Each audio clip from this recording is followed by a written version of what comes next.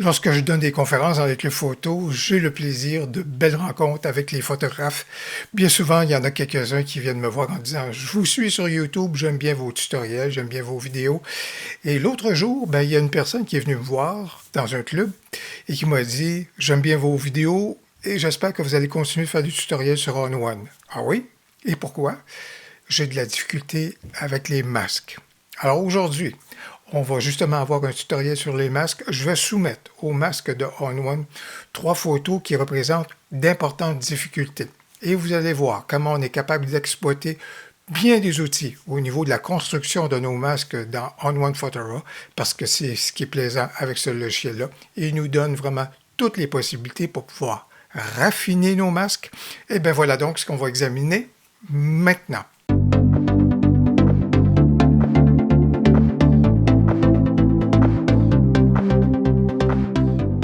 Bonjour, mon nom est Louis Lavoie, je suis l'auteur du blog et de la chaîne fairedelabelephoto.com. C'est une chaîne qui s'applique à partager avec vous des trucs, des conseils, des astuces, de même que des découvertes afin que vous puissiez progresser dans le domaine de la photo.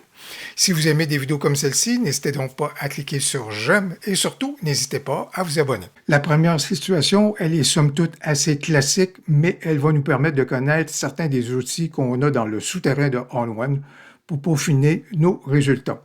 Alors, ce que je vais apporter ici, c'est un ajustement au niveau du ciel. Alors, je suis évidemment dans les ajustements locaux et je demande à l'intelligence artificielle de sélectionner le ciel. Et juste pour me confirmer que la chose s'est bien faite, en appuyant sur la lettre O et surtout avec les outils de masque activés, en cliquant sur l'icône qui est juste là, ça me permet donc de confirmer la création du masque au niveau du ciel. Et là, ce que je vais apporter de façon bien prononcée, exagérée même, juste pour vous montrer le défi qu'on a à surmonter, eh bien, j'ai donc à ce moment-là assombri le ciel. Ce faisant, au niveau du masque, il n'y a jamais de masques qui sont bons à 100%. Ça n'arrive pas, même dans d'autres logiciels, ça n'arrive pas. On a des situations comme celle que je vous présente, donc, et il y a une ligne de démarcation qui est évidente et apparente entre le pélican et le ciel.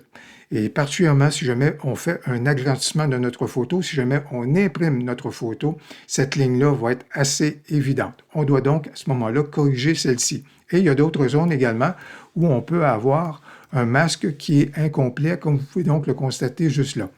Comment corriger le tout? Eh bien, on a 2 outils très intéressants pour le faire.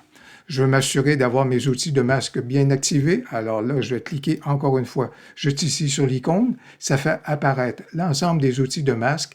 Et là, dans le potentiel des outils, je vais aller choisir le pinceau pour affiner le masque, juste là. Alors là, au niveau du pinceau pour affiner le masque, bien sûr, je veux effacer le masque qui a été créé au niveau du ciel. Je veux atténuer celui-ci. Et là, je vais aller sélectionner la méthode qui est là. Ça peut être à ce moment-là bordure, bord diffus à ce moment-là. Je veux donc à ce moment-là créer et sélectionner peut-être bordure.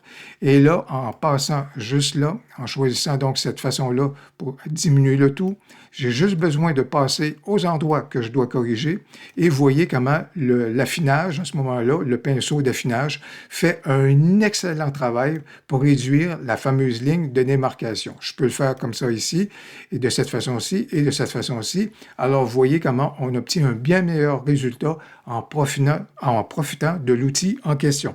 Ça, c'est une façon d'y parvenir. Il y a également le fait que j'ai toujours une ligne de démarcation qui est bien évidente juste ici. Alors, je peux bien sûr profiter du pinceau que je viens juste de vous montrer, le pinceau d'affinage, mais l'autre façon qu'on est capable de corriger le tout, eh bien, c'est en allant juste ici, encore une fois, dans l'icône qui est là, consacrée au masque, bouton droit, raffiner le masque, Refine Mask. Et là, je fais apparaître un nouveau menu. Un menu juste ici avec des curseurs qui vont me permettre de peaufiner le rendu du masque. Il y a 2 outils qui peuvent être intéressants pour corriger l'ensemble de la ligne de démarcation qu'on a dans notre photo, mais si je veux corriger l'ensemble du rendu à ce moment-là au niveau d'un masque, je peux profiter juste ici du bord de décalage. Alors par défaut, le curseur est ici, et là tout simplement en réduisant peu à peu le bord de décalage, on est capable d'atténuer à ce moment-là la démarcation. Il faut faire attention, si on y va de façon trop prononcée, vous allez voir que ça a un impact sur l'ensemble à ce moment-là du masque, plus particulièrement au niveau, par exemple, du pélican. Alors, c'est pour ça que dans ce cas-ci, il faut faire attention jusqu'où on pousse le curseur pour justement atténuer la ligne de démarcation. Et mieux encore, on peut profiter du bord de décalage et rajouter un deuxième curseur qui est juste ici, plume, en anglais feather. Qu'est-ce que le feathering? C'est la progressivité d'un masque. Alors là, j'ai juste besoin de, si vous voulez, d'utiliser légèrement à ce moment-là le curseur au niveau du feathering pour justement atténuer, si vous voulez, la ligne de démarcation. Ça ne veut pas dire qu'elle sera à zéro, mais au moins elle deviendra moins évidente à ce moment-là si on profite du curseur en question. Vous voyez comment à ce moment-là, ici, le rendu est nettement plus flatteur que ce qu'on avait il y a quelques instants. Donc voilà donc deux façons qu'on est capable de corriger le rendu d'un masque à ce moment-là en profitant des outils, le pinceau d'affinage et justement le panneau pour raffiner le masque. La deuxième photo est un petit peu plus costaude en raison de certaines difficultés au chapitre de l'intelligence artificielle. Alors, dans ce cas ici, j'ai apporté des ajustements au ciel et j'ai apporté également des ajustements au niveau de l'eau. Et là, j'aimerais bien apporter des ajustements au niveau de la volée de cormoran que vous avez dans la photo. Alors, je vais donc me tourner vers un ajustement local et je vais demander à l'intelligence artificielle d'identifier le sujet, mais elle ne repère pas le sujet. Elle était capable d'identifier la volée de cormoran comme étant le sujet de la photo. Alors, qu'est-ce que je suis capable de faire avec cela? Je vais refermer ici ma tentative au niveau d'un ajustement. Et là, la façon la plus rapide d'obtenir et de faire une sélection au niveau des cormorans pourrait être de la façon suivante, c'est-à-dire, je vais me tourner vers Super Select, et là, je vais lui demander de sélectionner le ciel. Parfait, c'est fait. Toujours en appuyant sur la touche contrôle, je vais lui demander également de sélectionner, si vous voulez, l'eau. Alors, les deux éléments sont sélectionnés dans ma photo et à partir de là, je vais lui demander d'apporter un ajustement. Alors, à ce chapitre-là, à ce moment-là, je vais sélectionner, donc je vais accepter la sélection qui a été faite. Et juste là, ici, pour voir comment le masquage a opéré, j'appuie sur la lettre O et vous constatez qu'effectivement, il y a eu une sélection des deux éléments et ça a laissé donc les cormorans comme étant un sujet à ce moment-là ou en tous les cas, un des éléments dans ma photo. Ça, c'est parfait. Ici, on a un petit souci parce que ça fait partie des éléments qui ne devraient pas faire partie, si vous voulez, du masque au niveau des cormorans. Comme c'est là, le masque, il est fait de façon positive sur le ciel et sur l'eau.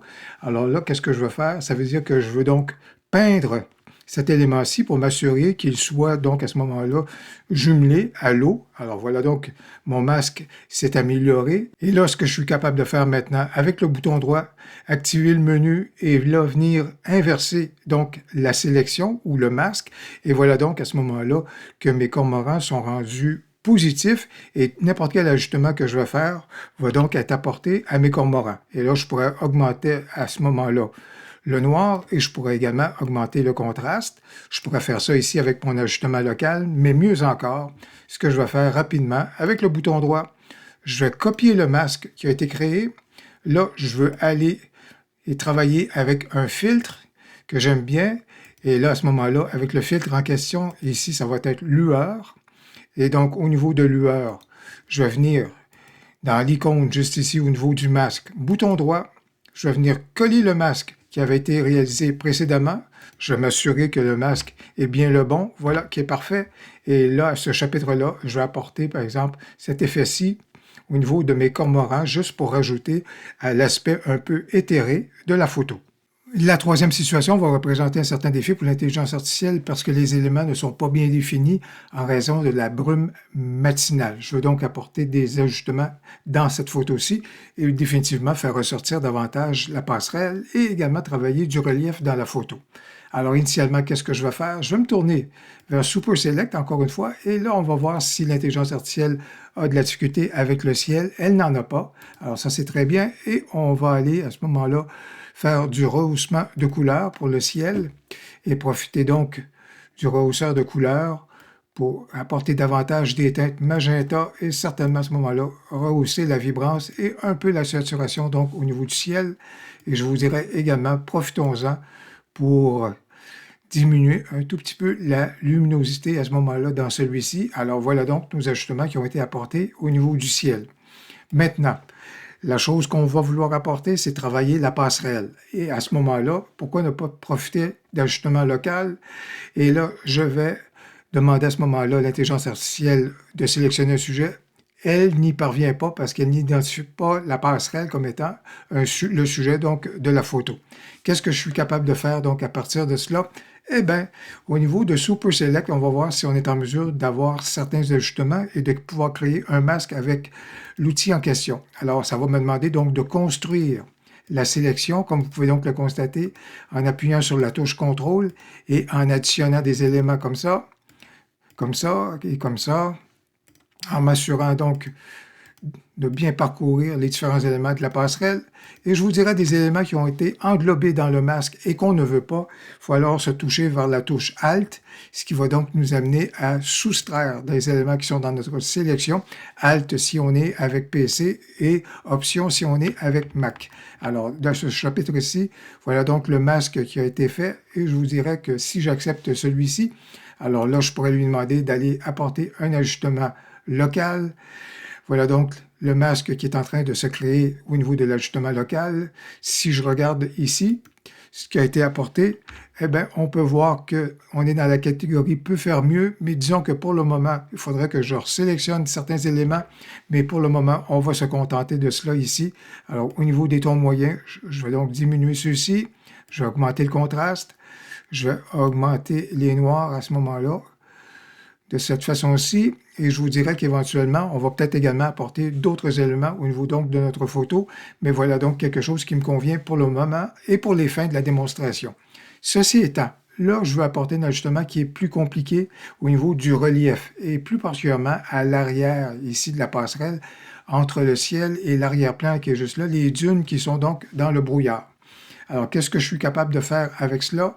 Je vais refermer juste ici les éléments et je veux donc me créer un ajustement local. Alors, pour ce faire, je vais donc juste ici dire que je veux me créer donc un ajustement local, plus, et je vous dirais que je veux profiter juste ici, à ce moment-là, de pouvoir me créer un cercle radial. Mon cercle radial juste ici a été créé, mais on ne le voit pas dans la photo.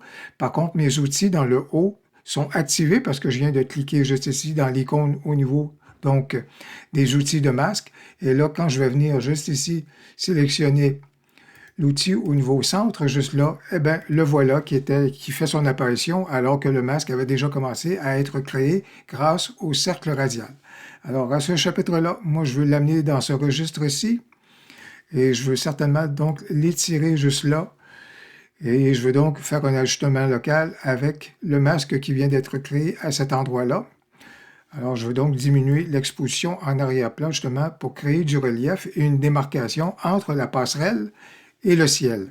Alors, voilà donc qui me convient très bien. Ceci étant, vous constatez bien sûr, et là j'appuie sur la lettre O, que le masque radial et son effet s'appliquent sur l'ensemble de la photo dans la section donc où a été créé le masque. Comment est-ce que je suis capable de soustraire la passerelle à l'influence du masque? Alors là, c'est là que c'est intéressant et il y a la possibilité de créer des intersections. Alors des intersections, je reviens donc dans mes outils de masque, bouton droit, et là je peux venir lui dire d'ajouter un masque au masque déjà créé. Et quel est le masque que je veux créer? Ben là, je veux profiter donc de Quick Mask AI. Et là, est-ce que je veux rajouter au masque ou bien je veux soustraire au masque? Ah ben, je veux soustraire au masque. Et alors là, donc avec Quick Mask AI, ça me permet de sélectionner des éléments que je veux soustraire au masque radial que j'ai créé. Alors, il s'agit donc que je puisse repérer les éléments en question, que je fasse donc une sélection de cette façon-ci, comme ça ici, et comme c'est là pour m'assurer à ce moment-là de faire la sélection des éléments en question. Je vais accepter la sélection qui a été faite. Je vais attendre donc l'intersection qui se crée et à partir de là, à ce moment-là, si j'appuie sur la lettre O, eh bien, voici le fait que le masque radial s'applique toujours, mais j'ai soustrait à ce moment-là la passerelle à l'effet du masque radial. Je pourrais prendre une brosse, bien sûr, et à ce moment-là, revenir sur mes pas, juste ici pour compléter, et à ce moment-là, non pas peindre, mais effacer. Alors là, juste ici, je peux arriver comme ça, et pour finir à ce moment-là, les éléments de cette façon-ci, comme ça, comme ça, pour m'assurer qu'à ce moment-là, ce soit tout à fait libéré de l'influence du masque radial. Vous voyez donc la manœuvre qui est à faire. Mais si je reviens au niveau du haut, eh bien, voici donc l'effet qui a été apporté en arrière-plan et en soustrayant à ce moment-là la passerelle à l'effet de mon cercle radial. Eh bien, j'espère que vous avez apprécié le tutoriel d'aujourd'hui qui portait sur des outils qu'on connaît des fois un peu moins pour raffiner nos masques dans On-One Photorough. Si vous avez apprécié la vidéo, n'hésitez donc pas à cliquer sur j'aime et surtout dans les commentaires, faites-nous part d'autres outils peut-être que je n'ai pas abordés aujourd'hui et qui vous sont très utiles dans la construction de vos masques. On a bien hâte de vous lire. Au plaisir, à la prochaine.